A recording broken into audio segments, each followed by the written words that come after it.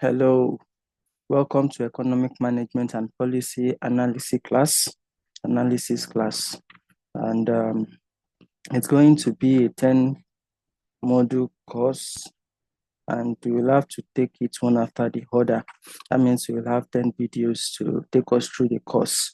And today we will be starting with an introduction to economic management and policy. Introduction to economic management and policy. And through the course, through this module, we'll be able to define and tell about the scope of economic management, the economic systems that we have. We'll be talking about the capitalism, the socialism, and the mixed economies. We'll also look at the objective of economic management, the role of government in an institution in economic management, the concept and importance of economic policy analysis, and also we look at the challenges in economic management and policy implementation. Economic management deals with strategically using resources, institution, and policy instruments to achieve societal goals like growth, stability, equity, and sustainability. And every economy, regardless of its system, relies on this structured approach to address scarcity and allocation of resources efficiently. And on the other hand, looking at the economic policy, it's actually comprised of decisions and actions by governments and institutions to influence economic outcome. And this can be fiscal, monetary, trade-related, or development-focused. And policy analysis is crucial for evaluating the effectiveness, efficiency, and equity of this intervention, ensuring they are not ineffective or counterproductive. And that's why this module will actually bring about an introduction into the basic concepts, the goals, and framework, highlighting why governments intervene and how policy are crafted, and the critical role of institutions in stabilizing the economies. Defining economic management.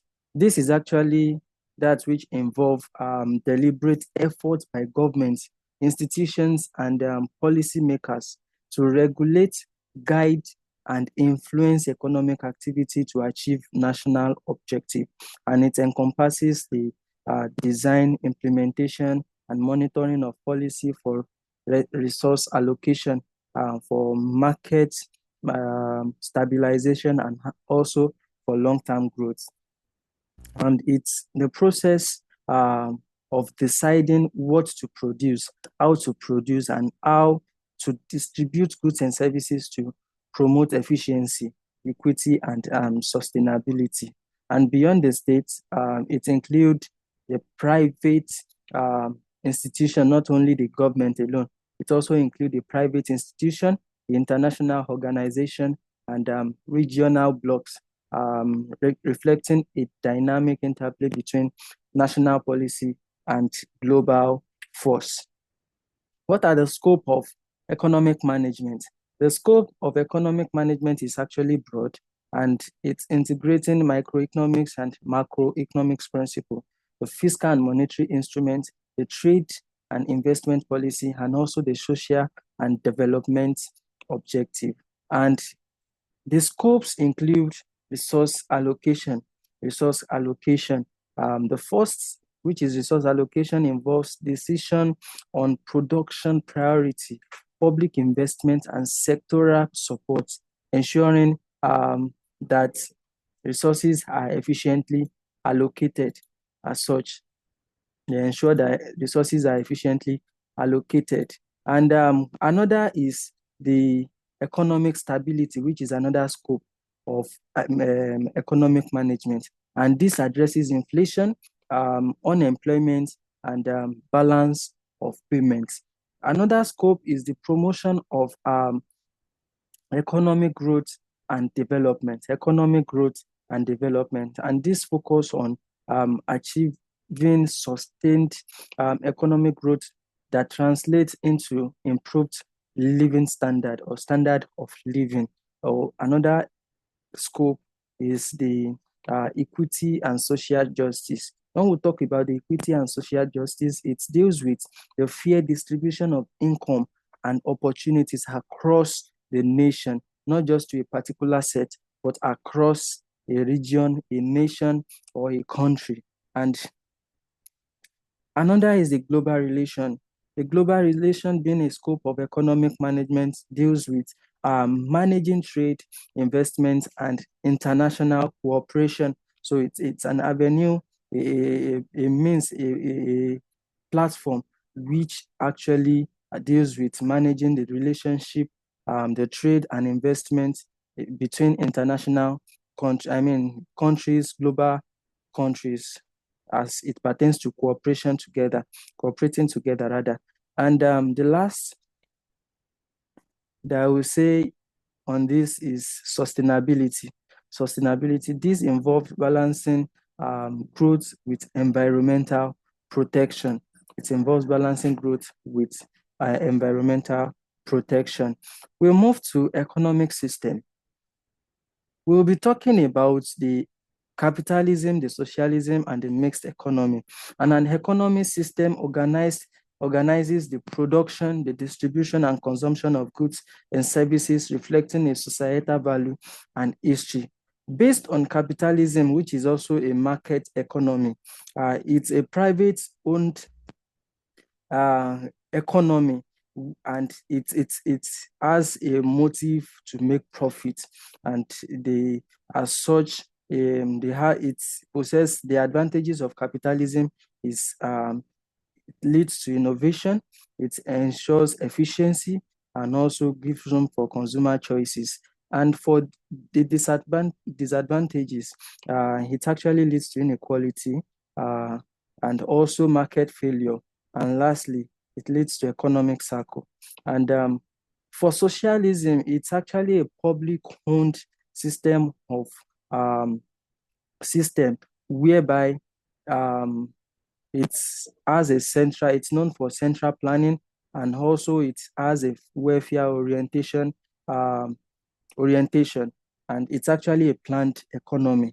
It's a planned economy, and the advantage of socialism as a system is that it brings about equality, and then it provides essential services, and it actually leads to reduced unemployment. However, it has the disadvantage of inefficiency, and it also brings about bureaucracy and limited freedom. There is no much freedom. There is limited freedom to actually carry on whatsoever is expected to be done as it pertains to the economy. And we have the mixed economy. When we talk about the mixed economy, it's the combination of the private and public ownership, and it's actually a government regulation. It entails government regulation, and the advantage of this economy or system is that it balances efficiency with equity and also promotes freedom. Balances efficiency with equity and also promotes freedom. Actually, and it actually have its disadvantage, and for this, it leads to market distortion. It leads to market distortion. Also, it leads to inefficiency, and there is regulatory challenge coming in as such. So most modern economy are mixed, and adapting elements from different systems to suit their unique circumstances and also the developmental goals. What are the objectives of economic management? Economic management aims to achieve fundamental goals such as growth, stability, equity, and sustainability. And these objectives are interrelated and require careful balancing. When we talk about the economic growth, it's actually a sustained increase in productive capacity. And this deals with the GDP and GNP. And also for economic stability as an objective of economic management, it's actually the absence of extreme fluctuation, that is high prices and employment price and employment. So it's an absence of extreme fluctuation in price and in employment. And also, while talking about the sustainability, it's meeting present needs without compromising future generation. It's meeting present needs without compromising future generation. It's about sustenance. It's about sustaining the economy so that the future generation will also be partakers, will enjoy what has been done. And another objective, which is the last objective we'll be looking at for economic management, is the economic equity. And this is the fair distribution of wealth, income, and opportunities across board. It brings about a fair distribution of wealth across board. And a successful framework integrates all four objectives for balanced, inclusive, and resilient development. What are the roles of government and institution as it pertains to economic management as such? Government and institutions are indispensable for effective economic functioning, addressing inequality, market failure, and long-term development. And as per the government's role, they have a role to play in terms of legal and institutional framework. Also, they have a role to play in terms of the regulation and market correction. And another is providing provision of public goods to the general public. And they also have a role to play in terms of macroeconomics stabilization, and also a role in income redistribution. They have to redistribute income in order to avoid the likes of inflation or further issues as it pertains to the economy.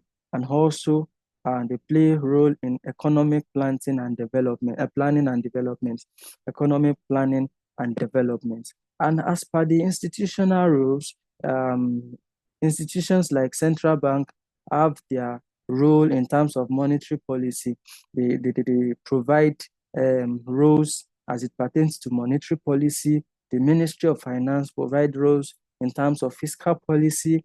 And when we talk about the regulatory body, they actually ensure compliance with standard and consumer protection. For international bodies like IMF, the World Bank, they have role in shaping national policy and promoting regional integration and harmonized policies. And for the judicial and anti-corruption bodies, they have a role to ensure accountability, transparency, enforcement of law, and fight against corruption. And effective economic management requires strong, transparent, and accountable institutions working with government policies. Moving to the economic policy, we've dwelt on economic management, looking at the policy aspect of our introduction. We'll look at some few concepts briefly. And economic policy refers to deliberate action by governments to influence the economy using fiscal, monetary, trade, and development to achieve objectives like growth, stability, equity, and sustainability. And it is the roadmap for resource allocation and market regulation. And as per the importance, economic policy plays a role in promotion or promoting growth. They play a role in promoting growth, a framework for investment and technological advancement. It's a framework for investment and technological advancement. Also, it ensures stability. Economic policy ensures stability it's a means to control inflation, unemployment, and exchange rate. Also, its economic policy corrects market failure. That is, they ensure fair competition and consumer safety. It also redistributes income. Economic policy redistributes income, and by this, it reduces inequality through taxation and welfare. Through taxation and welfare. Welfare. And also, when we talk about the importance, economic policy guides resources allocation. That is, it determines priority sector and for development. That is sector that needs to be prioritized at that moment. It determines it. Economic policy determines it. And lastly, it responds to challenges. Economic policy responds to challenges, and it talks about adaptation to global shock and alignment with international goals. Let's look at policy analysis. And as such, you look at the meaning, the scope, and the relevance. And when we talk about the meaning, it's actually a systematic economic policy analysis systematically evaluates government action to determine their effectiveness, efficiency, and broader implication. It bridges economic theory and real-world governance, helping policymakers to make informed choices. And as per the scope of policy analysis, it includes identifying policy problem, provides an avenue to identify policy problem, evaluating policy alternative, assessing policy outcome, considering implementation, visibility, and lastly, monitoring and review. These are the scope of policy analysis. And as it pertains to the relevance, its relevance can be highlighted in the following ways: in the aspect of evidence-based decision making, not just an abstract one, it's evidence-based decision making. Also, as per the promotion or promoting efficiency and effectiveness, it is relevant in terms of promoting efficiency and effectiveness. Also, it is relevant in terms of addressing the trade-off and conflicts between maybe countries or industries or sectors. Also, it is relevant in enhancing the accountability and transparency. And lastly, it is relevant in supporting long-term planning. As such, policy analysis is a critical tool for designing effective, efficient, and equitable policy in a dynamic global environment. And the challenges in economic management and policy implementation. Numerous challenges in that successful policy formulation, and execution in both developing and developed economies. And the challenges are actually political interference in terms of short-term gain over long-term objective. Short-term gain over long-term objective. Also, another challenge is the weak institutional capacity, as it has limited enterprise, bureaucracy, inadequate funding. Also, corruption is another challenge in economic management. Corruption, and this is a mismanagement of public resources and lack of accountability. And another is resource constraints, and this is limited revenue, debt burden, and dependence on aid. Another challenge is the poor policy design, which talks about the inadequate research, lack of stakeholder consultation, and lastly, the global economic shock, which is another challenge. And this deals with the fluctuation in price, financial crisis, and pandemic. And overcoming these challenges require strong institution, transparent governance, and evidence-based policy design. In conclusion, economic management and policy analysis are fundamental pillars for ensuring growth, stability, equity, and sustainability in any economy. And sound management provides the framework for allocating resources, stabilizing markets, and promoting inclusive development, while effective policy shape outcome that reflects the objective. And the role of government and institution is indispensable in providing this legal framework. And at the same time, challenges such as political interference, weak institution, corruption, resource constraints, and global shock highlights the complexity of translating policy into tangible results. So therefore, Success in economic management lies in strong institution, evidence-based policy, and a balance between short-term needs and a long-term development goal. Thank you.